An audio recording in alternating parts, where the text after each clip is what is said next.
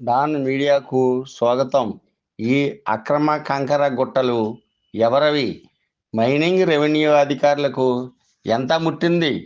పశ్చిమ గోదావరి జిల్లా తాడేపల్లిగూడెం పట్టణంలోని నల్లజర్ల రోడ్లో మాగంటి రామదాస్ కళ్యాణ మండపం సమీపంలో గత కొన్ని రోజులుగా ఒక మట్టి మాఫియా ఆధ్వర్యంలో రాత్రి సమయాలలో చేబ్రోలు, ఉంగుటూరు, ఆరుగొల్లం క్వారీల నుండి పెద్ద ఎత్తున ఎర్ర కంకరను పెద్ద పెద్ద వాహనాల్లో అక్రమంగా తీసుకువచ్చి కొండల్లా పెద్ద గుట్టలుగా నిల్వలు ఉంచి అధిక రేట్లకు అమ్మకాలు సాగిస్తున్న నియంత్రించాల్సిన మైనింగ్ రెవెన్యూ అధికారులు ప్రేక్షక పాత్ర వహించడం పట్ల సర్వత్రా ఆసక్తికరమైన చర్చ జరుగుతోంది.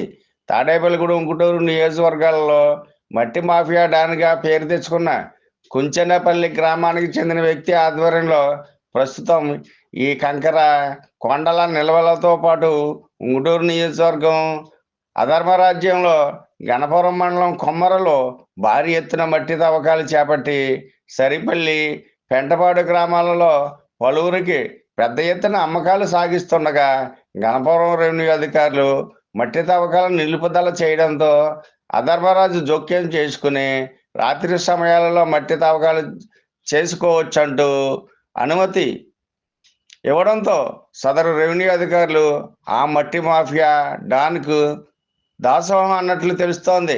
విశ్వసనీయ వార్తల సమాహారమే మన డాన్ మీడియా. మన డాన్ మీడియాను లైక్ చేయండి, షేర్ చేయండి, సబ్స్క్రైబ్ చేయండి, మరికొందరితో చేయించండి. ధన్యవాదములు.